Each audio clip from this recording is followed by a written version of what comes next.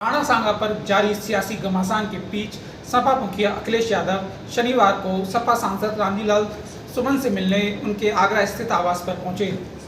इस दौरान उन्होंने प्रदेश सरकार पर बड़ा निशाना साधा, साथ ही सामाजिक न्याय की लड़ाई लड़ने की बात कही। इस दौरान उन्होंने क्या क्या खास कहा, ये जानेंगे हम अपने वरिष्ठ साथी धीरेन्द्र सिंह जी से, जो इस पूरे घटनाक्रम पर शुरुआत से ही पैनी नजर रखे हुए हैं। आइए उनसे बात करते हैं। जी अरुण जी, जब आज सुबह अखिलेश यादव आगरा में आए तो कहीं ना कहीं अंदेशा था कि करनी सेना ने जिस तरह से हमला किया सपा सांसद के आवास पर, कहीं उसी तरह की घटना दोबारा न हो जाए, इसलिए पुलिस अलर्ट थी। हालांकि जब अखिलेश यादव सपा सांसद के घर पहुंचे तो उन्होंने योगी सरकार पर जमकर निशाना साधा।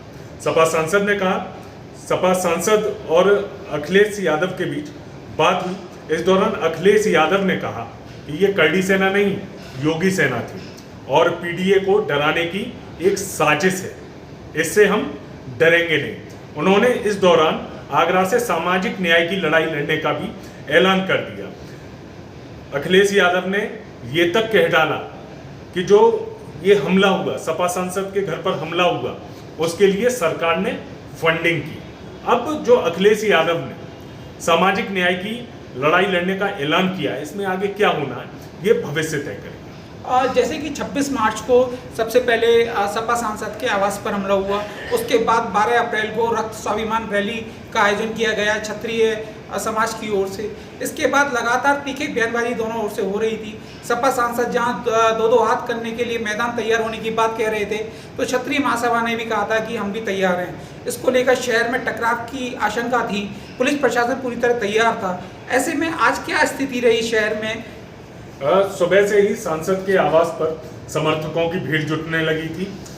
बड़ी संख्या में लोग सपा सांसद के घर पर पहुंच चुके थे। अखिलेश यादव जब आए उस दौरान भी समर्थकों ने उन्हें पूरी तरह से घेरा हुआ था। पुलिस ने भी उसी तरह से पूरी तैयारी करके अपनी रखी हुई थी। एमजी रोड के कुछ हिस्से को बंद कर दिया गया था। सपा सांसद का आवास जिस कॉलोनी में, उसके गेट को बंद कर दिया गया था और गिने चुने लोगों को ही एंट्री दी जा रही थी। इस दौरान कुछ अधिवक्ताओं का एक दल भी वहां अखिलेश यादव से मिलने की जिद कर रहा था। तो पुलिस प्रशासन ने साफ साफ कह दिया कि जिन लोगों के नाम सूची में थे, जिनको जाने की अनुमति थी, उनको दी गई है। इसके अतिरिक्त किसी को भी अखिलेश यादव या सपा सांसद के परिसर में जाने की अनुमति नहीं दी। राणा सांगा पर जारी सियासी घमासान के बीच ये पूरी जानकारी आप देख रहे हैं अमरउजाला.com पर। मैं हूं अमर उजाला के लिए आगरा से अरुण पाराशर। धन्यवाद। राणा सांगा की पत्नी कर्मावती ने भी बाबर के बेटे हमारे को बुलाया था। ये जो ना पन्ना धाई के पन्ना मैंने आपसे कहा और मैंने लोकसभा में भी कहा और कई मौकों पर मैंने कहा, तो आप इसे सर इस मुद्दे मैं कई मौकों पर कहा, जो इतिहास हमें आगे न बढ़ाता हो, जो इतिहास हमारे आपके बीच में दूरियां पैदा करता हो, जो इतिहास समझने से हमारी प्रोग्रेसिव पॉलिटिक्स को ठेस पहुंचती हो, उस इतिहास को इतिहास ही रहना चाहिए। क्योंकि इतिहास में बहुत सारी ऐसी चीजें छिपी हैं, कुछ आपको अच्छी नहीं लगेंगी, कुछ मुझे अच्छी नहीं लगेंगी, इसलिए इतिहास को इतिहास ही रहने देना चाहिए। सर, राम गोपाल जी आगरा आए थे, उन्होंने कहा था कि ईद के बाद समाजवादी पार्टी सड़कों पर उतरकर प्रदर्शन करेगी। अब क्या समाजवादी पार्टी की ऐसी कोई प्लानिंग है, आगे क्या करने जा रही है? समाजवादी पार्टी बाबा साहब भीमराव अम्बेडकर जी का संविधान को और जो हमें लोकतंत्र में अधिकार मिले हैं, उन अधिकारों के तहत हम लोग आगे बढ़ रहे हैं और हमें पूरा भरोसा है अपने संविधान पर और कानून पर। जिन्होंने तलवारें लहराई, जिन्होंने सुना है कि बहुत सी तैयारी के साथ कुछ कुछ रख कर के लाए थे, और जिन्होंने गालियां दी हैं जो आज भी सोशल मीडिया पे चल रही हैं, उनके खिलाफ कार्रवाई होगी। योगी जी ने कहा हम लोग कानून मानने वाले लोग हैं, बीजेपी कानून मानने वाली नहीं है। बीजेपी अधिकारों को छीनने वाली है, संविधान पे चलने वाली नहीं है। सर, योगी जी आगरा आए थे, उन्होंने कहा था अखिलेश समाजवादी पार्टी दलित विरोधी है, समाजवादी पार्टी दलित विरोधी हॉस्पिटलों के नाम अम्बेडकर नाम से बदल दिए थे। क्या कहना चाहेंगे इसको लेकर? बाबर की इस लड़ाई का अंत समाजवादी पार्टी यहाँ से कर दे रही है आज? देखिए बहुत मोटा इतिहास में जाना चाहिए। राजपाट आए चले गए,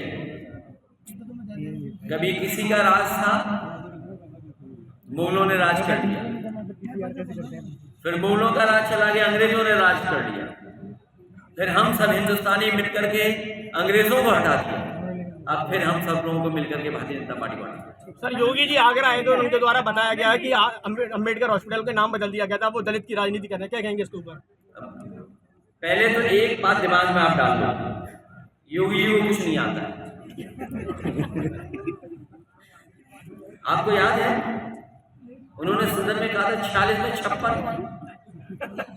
याद है आपको? 46 में 56, वो जीरो को जानते नहीं, जीरो क्या होता है, वो अंडा और जीरो को जानते नहीं है। और अगर संविधान को जाना होता है तो क्या वो डंडे की बात करते हैं? क्या वो डंडे की बात करेंगे? क्या विधानसभा में ये जाकर ठोक दो, और ठोक दो का असर क्या हुआ? आपको याद होगा एक वाल्मीकि नौजवान थाने में मार दिया गया था पीट करके। आजमगढ़ में एक दलित, उसको इतना मारा, और देखिए पुलिस को बचने के लिए, अपने आप को बचाने के लिए कहा कि इसने फांसी लगा दी, और फांसी किससे दिखाई पुलिस ने? नाले से और पतली रस्सी से। अभी एक उपाध्याय गरीब ब्राह्मण बस्ती में पीट करके मार दिया गया थाने में। तो ये ठोको नीति का असर नहीं है। सच्चाई ये है, ये दिल्ली और लखनऊ की लड़ाई में भोले भाले लोग तलवारें लेकर के निकले। मुर्शिदाबाद लगातार चल रहा है और भाजपा साफ कहती है कि हिंदू विरोधी है समाजवादी पार्टी। जहाँ सरिया कानून चल रहा है वहाँ अखिलेश एक शब्द नहीं बोल रहे हैं हिंदुओं के कत्लेआम पर। मैं एक बात बता दूं, भारतीय जनता पार्टी कभी भी मुद्दों पर बहस नहीं करना चाहती है। ये जो महंगाई है इस पर बात नहीं करेगी, जो किसान की आय दोगुनी की बात, इस पर बात नहीं करेगी, आपके अपने आगरा की जो समस्या का समाधान पे बात नहीं करेंगे। आप में से कोई ऐसा नहीं होगा जो जाम में नहीं फंसता हो। और ये स्मार्ट सिटी है, मेट्रो अगर हम लोगों ने न दी होती तो मेट्रो का काम ये भी नहीं पूरा कर पाता। इन भाजपाइयों को तो इस पर भी लड़ना चाहिए, टाटा के खिलाफ काम करना चाहिए। ताज का नाम इस्तेमाल कैसे कर रहा है टाटा के?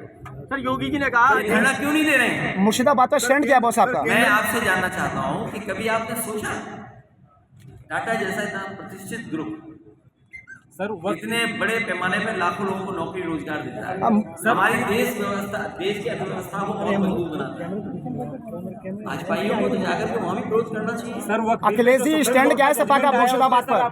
मुर्शिदाबाद पर क्या स्टैंड है आपका? मुझे उम्मीद है सुप्रीम कोर्ट न्याय करेगा, और जिस दिशा में सुप्रीम कोर्ट बता रहा है और जो चर्चा में बात आ रही है, सरकार मनमानी कर रही है, सरकार मनमानी कर रही है।